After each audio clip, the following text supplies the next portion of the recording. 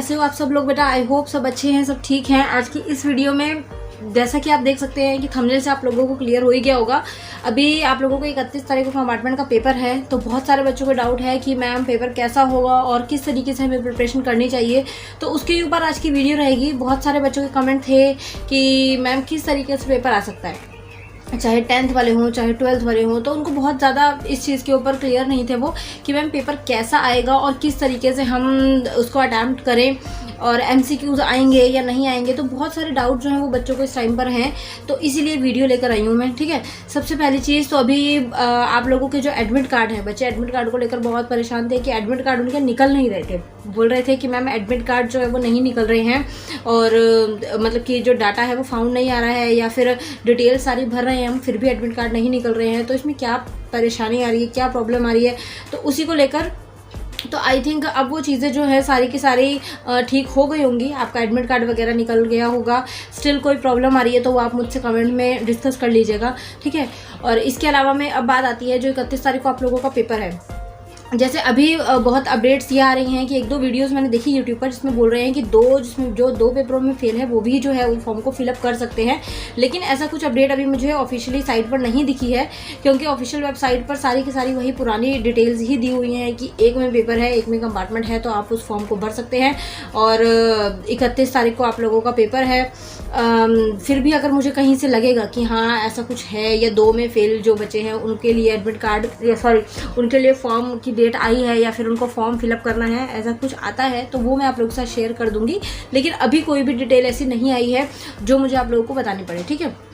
तो इससे रिगार्डिंग कोई अगर डाउट है या आप लोगों को कोई अपडेट है तो आप लोग मुझे टाइम टू टाइम बताते रहा करें, क्योंकि ऐसा होता है कि हम लोगों को भी कई बार नहीं पता लगता है ना। आप लोगों को वो चीज़ें पता होती हैं, हम लोगों को नहीं पता होती हैं, तो इसलिए। तो अब बात आती है 31 तारीख को जो आप लोगों का पेपर है उसके ऊपर कि किस तरीके का पेपर आएगा। तो पेपर लेवल जो है वो सही रहेगा, इतना ज़्यादा मुश्किल नहीं होगा। इतना ज़्यादा आप लोगों का पेपर जो है वो ये कह सकते हैं कि हार्ड लेवल नहीं आएगा, मॉडरेट लेवल आएगा, ना बहुत इजी ना बहुत मुश्किल, ऐसा, ठीक है। MCQs की अगर बात करें तो अब कई जगह से ये खबरें आ रही थी कि MCQs जो हैं वो इस बार 20 मार्क्स के आएंगे। जैसे पिछली बार 40 मार्क्स के आए थे, तो वो 20 मार्क्स वाली अपडेट भी मुझे नहीं पता कहाँ से आप लोगों को सुनी है आप लोगों ने और कहाँ से आई है, क्योंकि ऐसा कुछ है नहीं है। वो अपडेट मैंने कहीं नहीं देखी है कि आप लोगों का MCQ जो है वो 20 मार्क्स के आ रहे हैं या कम आ रहे हैं, ये ज़्यादा आ रहे हैं, ऐसा कुछ मैंने कहीं सुना नहीं है। तो इसलिए वही रहेगा आप लोगों का कि 40 MCQs रहेंगे आप लोगों के, ठीक है। अब बात आती है कि आपको तैयारी कैसे करनी है। स्पेशली मैं मैथ्स के बारे में बताऊंगी और हिंदी के बारे में और साइंस के बारे में, ठीक है। तो 10th क्लास वाले जो हैं, अगर मैथ्स की बात करूं तो मैथ्स में आपको कैसे प्रिपरेशन करनी है। सिंपली आपको जितने फिलअप्स हैं आपके चैप्टर में, जैसे फर्स्ट चैप्टर में हो गया और प्रोबेबिलिटी चैप्टर है और इसके अलावा में सर्कल चैप्टर है, वहाँ पर फिल इन द ब्लैंक्स हैं, तो वो फिल इन द ब्लैंक्स हो गए, 1 वर्ड आंसर्स हो गए, ये सारे जो हैं पूरी बुक में आपको जहाँ जहाँ मिले उनको छोड़ना नहीं है, उनको मतलब लर्न करके जाना है, ठीक है। MCQs वहीं से बनते हैं, 20% MCQs आपके वहीं से आते हैं, ठीक है।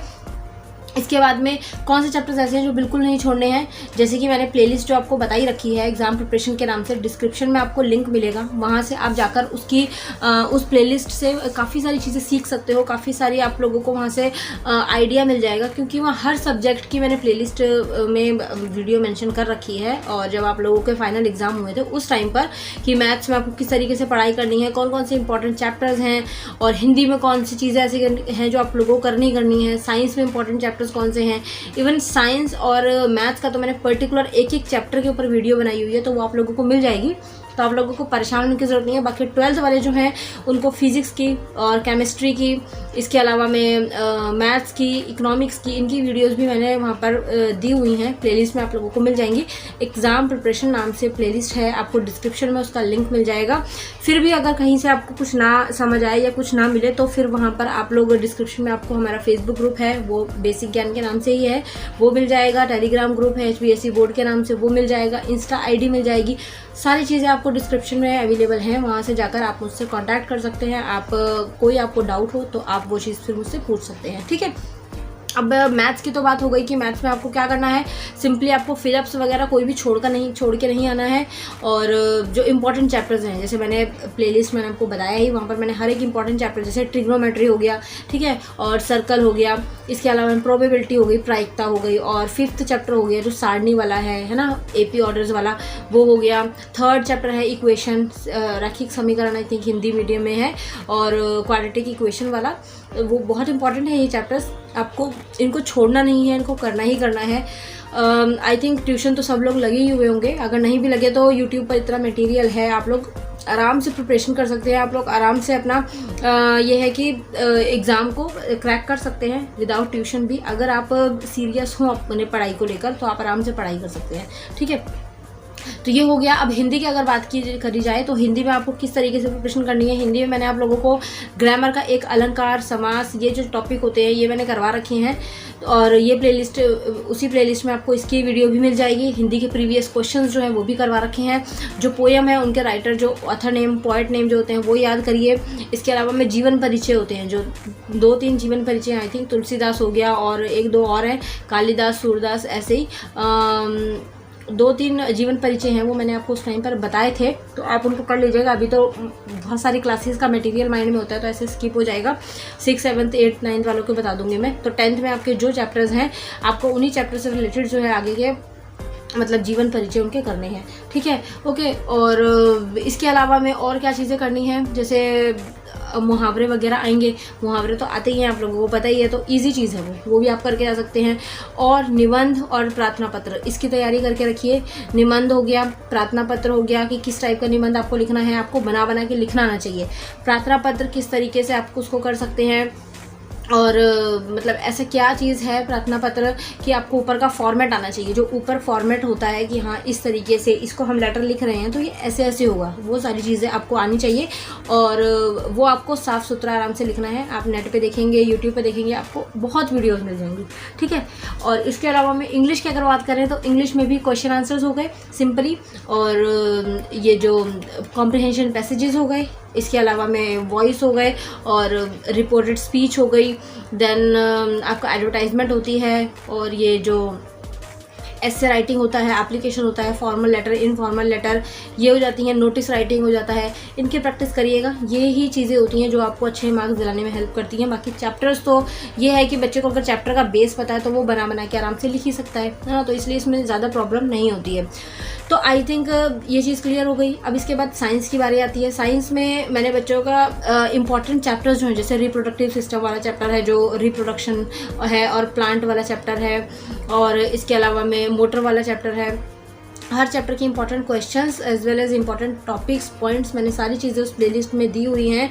सो आप उस प्लेलिस्ट से वो चीज़ें भी कर सकते हैं। That playlist is very helpful for you for this time, अभी इस टाइम पर, क्योंकि आपका पेपर है 31 तारीख का, तो आपके लिए वो बहुत ज़्यादा कारगर होगी अगर आप उस प्लेलिस्ट से पढ़ाई करते हैं। क्योंकि प्रीवियस बहुत सारे बच्चे जो हैं उस प्लेलिस्ट से ही पास हुए हैं, उन्होंने वहाँ से पढ़ाई की, उन्होंने उन टॉपिक्स को अच्छे से कंप्लीट किया, और इसलिए अभी आप रिजल्ट देख सकते हैं। तो उस चीज़ को क्लियर कर लीजिएगा, ठीक है बेटा। अब एक बच्चों का डाउट जो है सॉरी, एक बच्चों का डाउट ये भी था कि मैम CTP के पेपर जो हैं वो कब होंगे।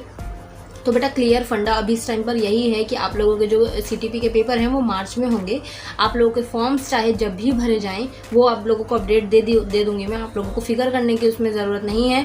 अभी सिर्फ आप अपना जो 2 एक पेपर 3 पेपर जिसमें भी आपकी कंपार्टमेंट है आप उसकी तैयारी कीजिए, साथ साथ अपना कुछ भी जो चीज़ आप इंटरेस्टेड हो आप उसका कोर्स कीजिए, उसके ऊपर लेकर पढ़ाई कीजिए, उसको आगे सीखिए, साल को बस वेस्ट मत कीजिएगा, ठीक है, ओके।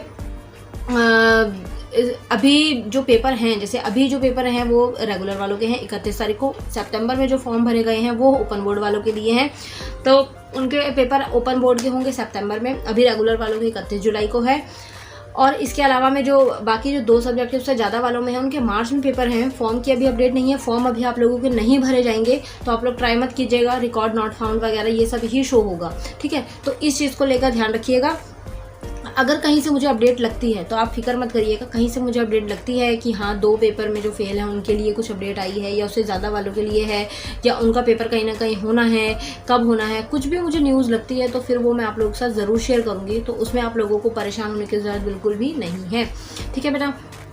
आई होप सारे डाउट्स आप लोगों के अब इस वीडियो में क्लियर हो गए होंगे।